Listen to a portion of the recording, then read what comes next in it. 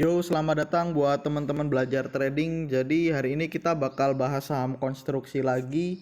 Dimana saham konstruksi kalau kita lihat dia antara naik enggan turun tak mau gitu. Jadi ada beberapa saham yang dia udah naik tapi cuman 1-2 tick, dan ada yang turun cuman 1-2 tick kayak gitu. Jadi biasanya untuk konstruksi ini kan dia bareng-bareng gitu. Kalau naik naik bareng, kalau turun turun bareng. Ini menandakan masih ada keraguan pada saham konstruksi untuk asing maupun untuk domestik. Apakah mau beli ataukah mau jual di saham konstruksi gitu kan? Karena kalau kita mengingat juga saham konstruksi dari bulan September udah mengalami kenaikan yang cukup signifikan. Seumpama kita bahas Adi. Adi di bulan September udah sampai berapa tadi? Udah sampai 600 sekian, sekarang udah 1000, berarti udah naik sekitar 400 rupiah. 400 rupiah kalau kita bahas ya udah hampir sekitar 70%. Udah sekitar 70%. Jadi eh, mungkin asing juga udah pada mulai menurunkan barang sedikit demi sedikit sebelum nanti dia mengalami kenaikannya kembali kayak gitu. Dia mengatur tempo untuk saham-saham konstruksi. Ya kalau kita lihat nantinya asing-asing juga udah pada keluar, walaupun ada beberapa saham yang bandarnya masuk tapi asingnya keluar. Kayak gitu untuk saham konstruksi. Sebelumnya buat temen-temen yang belum bergabung di grupnya belajar trading di Telegram, teman-teman nanti bisa masuk gratis tanpa dipungut biaya apapun. Nanti tinggal cek kolom deskripsi, terus tinggal klik di kolom deskripsinya itu aku bagiin link. Di situ nanti insya Allah langsung terhubung dengan grupnya belajar trading di kolom deskripsi di YouTube kami. Kayak gitu. Jadi bisa dicek di situ ya buat teman-teman yang mau masuk aja. Di sini biasanya kami rekomendasi, tapi untuk hari ini kita belum melakukan rekomendasi karena untuk hari ini anyep IHSG. Jadi belum ada nyaranin rekomendasi untuk saham hari ini. Kayak gitu ya buat teman-teman, kita bahas satu persatu di saham konstruksi. Kita hilangin dulu Telegramnya. Kita mulai dari yang teratas yaitu Adi. Dimana Adi hari ini dia dia udah mengalami penurunan terlebih dahulu sampai 1035, terus dinaikkan kembali sampai akhirnya dia tutup di 10 poin atau 0,95%. Asing net sell, tapi kalau kita lihat menggunakan broker summary-nya untuk Adi, dia masih diakumulasi sama bandarnya. Ini dia, secara keseluruhan bandar masih masuk di sahamnya Adi tapi cukup tipis. Dan asing secara keseluruhan dia net sell kayak gitu atau distribusi. Kalau kita lihat menggunakan teknikalnya untuk Adi, ya Adi sebenarnya juga harusnya masih berada di area sideways, dimana kemarin dia udah berada di area udah jebol gitu dari area support dia sih 1060, dan ternyata hari ini ditutup di area support yang kemarin dan sekarang menjadi resist yaitu di 1060. Tinggal besok penentuan apakah besok mau dibawa jebol ke bawah atau dinaikkan ke atas. Tapi kalau kita lihat untuk MACD dia udah mulai melandai juga, walaupun bar chart di bawah 0 udah mulai berkurang sih, tapi cukup tipis berkurangnya. Jadi kayak gitu. Untuk Adi kalau seumpama dia naik ya target dia sampai ke 1200 dulu deh paling dekat. Terus kalau turun ya apes-apesnya, kalau turun dia bakal ke sini mungkin ke area 960.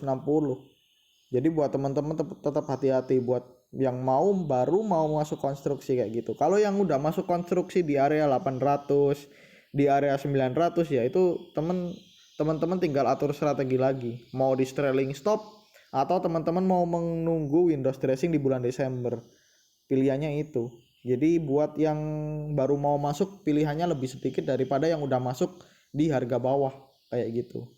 Tinggal teman-teman atur strategi apakah teman-teman yakin mau masuk atau enggak, dan teman-teman tetap gunakan strategi teman-teman. Jangan sampai nanti udah masuk gak ada strateginya, bakalan deg-degan aja yang ada. Apalagi di bulan Desember ini kan ada beberapa koreksi harusnya. Terus saham kedua ada Waskita, di mana Waskita hari ini juga naik 1 tick, tapi asing net sell 4,84 billion. Pembelian paling banyak CC dan juga KZ. Penjualan paling banyak BK dan juga OD. Kalau kita lihat menggunakan broker summary-nya untuk Waskita, dia di distribusi bandar distribusi ke asing distribusi. Kalau kita lihat dengan teknikalnya untuk waskita juga, dia sebenarnya kemarin udah jebol, tapi di hari Jumat dia dibawa naik lagi dan sekarang udah masuk ke area sideways dia. Ada supply demand harusnya di sini di 925 sampai 950. Ya kalau seumpama 925 nya jebol ya dia bakal ke area 850 atau 890 terlebih dahulu kayak gitu. Secara MACD dia udah mulai melandai, tapi dari segi volume dia belum bagus kayak gitu ya. Untuk WSKT kalau seumpama naik ya paling ke area 950, nanti dibawa turun lagi. Lanjut ke saham berikutnya. Di saham berikutnya ada Wika hari ini juga naik 1 tik. Asing net sell, pembelian paling banyak PD, penjualan paling banyak Beki. Kalau kita lihat menggunakan broker summary-nya juga sepertinya Wika masih didistribusi. Pembelian retail semua ya distribusi yang cukup banyak. Untuk bandar, untuk asing juga distribusi, tapi secara keseluruhan untuk asing dia masih akumulasi. Kalau kita lihat menggunakan teknikalnya untuk Wika, nah ini dia masih berada di jalur uptrend dia sebenarnya. Di sini sebentar. Nah, dia masih berada di jalur uptrend dia. Tapi kalau secara dari supportnya dia kemarin udah jebol support di 1300 ya, pantas dia menguji support di area uptrend dia di 1250. Tinggal kita lihat besok apakah ada ada masuk lagi dari asing dan juga bandar, atau malah sebaliknya dia bakal dibawa turun dulu ke 1135. Tapi kalau secara MACD kita lihat udah mulai melandai dari segi volume, tapi belum cukup cantik karena dia hari ini naik walaupun hanya 1 tik, tapi volumenya terlalu kecil. Lanjut ke saham berikutnya. Di saham berikutnya ada WSBP. WSBP hari ini ditutup seperti previous close seperti itu.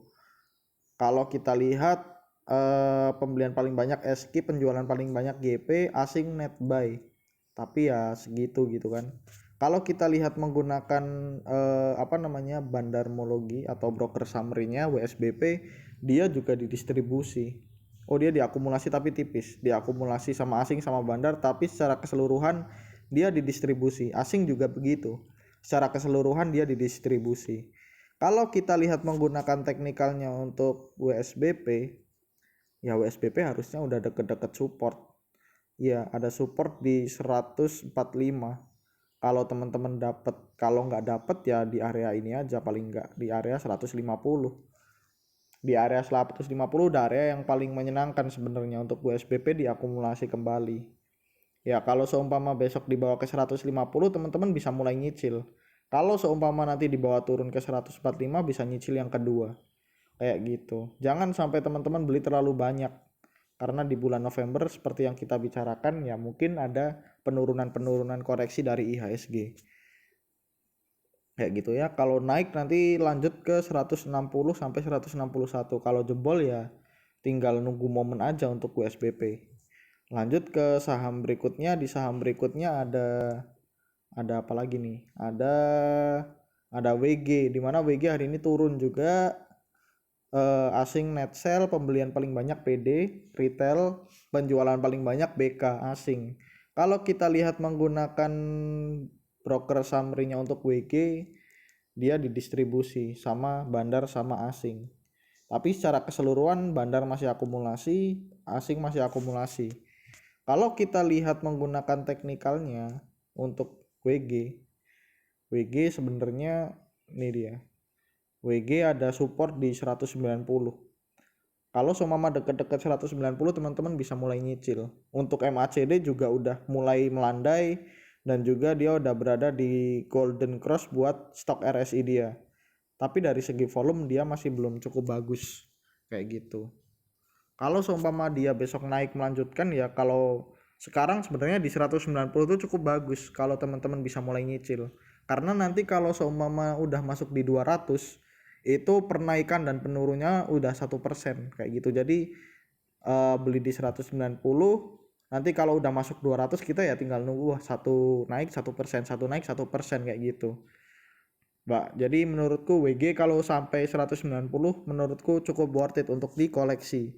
Tapi ingat nyicil teman-teman, jangan sampai terlalu banyak belinya. Lanjut ke saham berikutnya. Di saham berikutnya ada PTPP. PTPP juga hari ini turun di 1 tick atau di 1200. Asing net sell sekitar 2 billion, 2,44 billion. Pembelian paling banyak AT, penjualan paling banyak OD. Kalau kita lihat menggunakan broker summary-nya, PTPP juga didistribusi sama saham-saham lainnya. Iya, didistribusi, terus asing juga distribusi. Tapi secara keseluruhan asingnya distribusi, bandarnya akumulasi. Kalau kita lihat menggunakan teknikalnya untuk PTPP sebenarnya dia ada di area support dia di 1200. Dan nanti kalau 1200 jebol dia kembali ke supply demand area di 1150. MACD dia masih tajam menuju ke bawah, belum ada tanda-tanda mau melandai. Terus volumenya dia juga masih turun, dia juga membentuk golden cross di stock RSI dia. Jadi mungkin dia masih bisa menguji area supply demand di 1150 sampai 1200 kayak gitu. Kalau mungkin nanti kenaikannya sekarang tertinggi masih di 1300 sampai 1370. Gitu untuk PTPP. Lanjut ke saham terakhir aja, langsung ke Weton. Dimana Weton hari ini juga turun 1 tick. Asing net sell, pembelian paling banyak PD, XC, retail semua, pembelian paling banyak GR dan juga KK. Kalau kita lihat menggunakan broker summary-nya, sepertinya sama seperti saham-saham lainnya, didistribusi secara keseluruhan sama bandar, didistribusi juga secara keseluruhan sama asing, kecuali di 10 hari. Kalau kita lihat menggunakan teknikalnya untuk Weton sebenarnya dia berada di area support juga di sini nih. Nah, udah ada ternyata di area deket-deket support di sini 268, 270. Nah, ini buat nyicil-nyicil bisa sebenarnya. Tapi kalau kita lihat MACD-nya dia masih tajam menuju ke bawah. Ya, kalau seumpama dia mau masuk di area supply demand lagi, berarti dia harus masuk di area sini, teman-teman. Nah, di sini. Jadi masih perlu hati-hati. Mungkin kalau seumpama 268-nya jebol ke bawah, dia bakal ke 240 sampai 268 buat menjadi area supply demand di situ. Jadi gitu, masih perlu hati-hati untuk teman-teman kalau mau membeli Weton. Tapi secara keseluruhan sebenarnya untuk saham-saham konstruksi biasanya dia naik bareng turun bareng. Jadi kalau seumpama Weton turun sampai 240, berarti di saham-saham lainnya untuk konstruksi dia juga mengalami koreksi yang cukup dalam juga. Teorinya seperti itu teorinya. Tapi untuk pelaksanaannya nanti di market ya kita serahkan kembali kepada market gitu kan. Karena semua yang kami omongkan di sini ataupun di grup itu hanya sebatas analisa. Dan analisa bisa saja benar, bisa saja salah. Karena yang paling benar ya udah market itu, market yang paling benar. Kalau market turun ya berarti memang dia baru mau turun, nggak ada alasan lain. Jadi gitu ya buat teman-teman. Sebelumnya kita ingatkan lagi semua disclaimer on, karena semuanya analisa, bukan sebuah kepastian yang pasti seperti ini gitu, enggak, tapi hanya sebuah analisa. Gitu dulu buat hari ini buat saham konstruksi. Terima kasih yang udah nonton video hari ini. Kita akhiri, see you next time, bye.